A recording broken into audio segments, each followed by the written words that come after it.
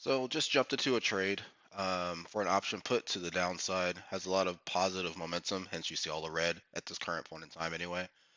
Up $700 so far, and the planning on where this thing is going, realistically, guys, is probably about in this general area.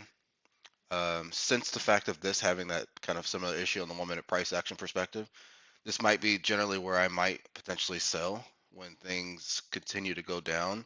So I will also draw this out as well, right here. Um, but realistically, I'm gonna sell at one of these price points because it's definitely, I'm 99% sure it's gonna come here. A little less sure to come here, but we'll see.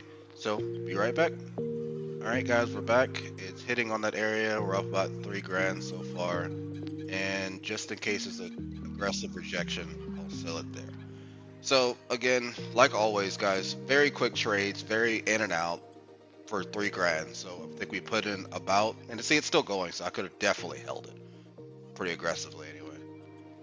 But I'm perfectly fine with having 3 grand rather than hypothetically here 4 grand, right? You don't need all of the money in the world to make just these simple trades.